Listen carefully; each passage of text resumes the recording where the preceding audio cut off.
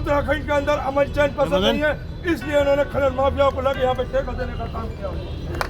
खनन रॉयल्टी और गाड़ियों की फिटनेस निजी हाथों में देने के विरोध में हल्द्वानी में खनन कारोबारी पिछले 3 महीनों से अलग अलग तरह से धरना प्रदर्शन कर सरकार को चेताने का काम कर रहे हैं, लेकिन 3 महीने बाद भी खनन कारोबारियों की मांग पूरी नहीं होने से उनमें लगातार आक्रोश बढ़ता जा रहा है और उनका धैर्य जवाब देता जा रहा है। सोमवार को भारी संख्या में खनन कारोबारियों ने हल्द्वानी के बुद्ध पार्क में एकत्रित होकर अर्धनग्न होकर सड़कों पर प्रदर्शन किया। वे प्रदर्शन करते हुए एसडीएम कोर्ट तक पहुंचे, जहां सरकार से अपनी मांगों को मनवाने के लिए ज्ञापन दिया। खनन कारोबारी अर्धनग्न होकर सड़कों पर प्रदर्शन करते हुए सरकार के खिलाफ जमकर नारेबाजी कर रहे थे। सड़क पर उतरे खनन कारोबारियों ने कहा कि 3 महीने बाद भी गौला नदी पर खनन का कार्य शुरू नहीं हो पाया है। ऊपर से सरकार ने अब गौला नदी से निकलने वाले खनन रॉयल्टी को निजी हाथों में दे दिया है, जिसके चलते उनके कारोबार पर संकट खड़ा होने लगा है। उन्होंने कहा कि पूर्व में सरकारी एजेंसी के माध्यम से नदियों से खनन कार्य होता रहा है, लेकिन सरकार ने अब खनन रॉयल्टी को निजी हाथों में दे दिया है। इसके अलावा वाहनों की फिटनेस को भी निजी हाथों में सौंपा गया है, जिसके चलते अब वाहन स्वामी के ऊपर आर्थिक बोझ पड़ गया है।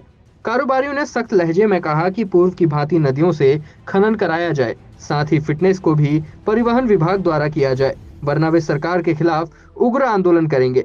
खनन कारोबारियों ने एसडीएम के माध्यम से सरकार को ज्ञापन भेज शीघ्र मामले को लेकर सुनवाई करने की अपील की है। देखिए, सरकार को हम कई तरह से चेतावनी दे चुके हैं। आज हमने अर्धनग्न प्रदर्शन किया है। सरकार से हम अनुरोध करते हैं कि जो गौला की फिटनेस पूर्व की भांति गेटों में होती थी उसी तरह की जाए और फिटनेस का निजीकरण बंद किया जाए, और जो गौला को ये प्राइवेट सेक्टर में देने का प्रयास कर रहे हैं उसे हम किसी भी सूरत में बर्दाश्त नहीं करेंगे। 1 लाख से 2 लाख लोगों का रोजगार का सवाल है।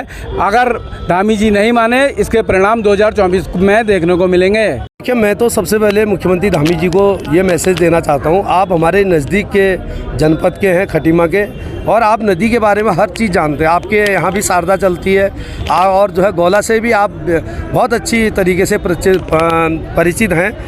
तो हमारी जो नदियाँ, जब से इन्होंने धामी जी हमारे मुख्यमंत्री बने लगभग 3 साल से हम लोग हमेशा परेशान हैं। देखो, माननीय मुख्यमंत्री जी ने जो है ये गौला में ठेके में देने का जो फैसला लिया है, हम इसका पुरजोर विरोध करते हैं। और इसमें जो सबसे बड़ी मेन भूमिका है वो यहाँ के पहले खनन के जो रह चुके राजपाल लेगा जी, वो तरह तरह की योजनाएं बनाते हैं और राजपाल लेगा जी का सब करा धरा है। और हम इस हल्द्वानी को 1995 वाली परिस्थितियों में नहीं जाने देते, क्योंकि ये माननीय मुख्यमंत्री जी ने भी सब कुछ यहाँ देखा है। अगर यहाँ पे वर्चस्व की लड़ाई होगी तो नौजवान एक अपराध की ओर जाएगा। इसलिए जो गौला से लोग जुड़े हुए हैं, अच्छी खासी अपनी रोटी रोजी कमा रहे हैं और अपने बच्चों का पालन पोषण करके और फीस दे रहे हैं। हम ठेके का पुरजोर विरोध करेंगे। अगर सरकार ने हम लोगों की, नौजवानों की बात नहीं मानी तो हम बाजार बंद और चक्का जाम, और जैसे 2009 की परिस्थिति हमने बाजार में और चक्का जाम जैसा करा था, उसको तैयार है सरकार। हम इस बात के लिए तैयार हैं। ये हमारे अभी जो विरोध चल रहे हैं 3-4 दिन से लगातार चल रहे हैं। आज हमने अर्धनग्न होकर सरकार के खिलाफ नारेबाजी की है और सरकार की कान पे अभी तक जू नहीं रहेंगी है।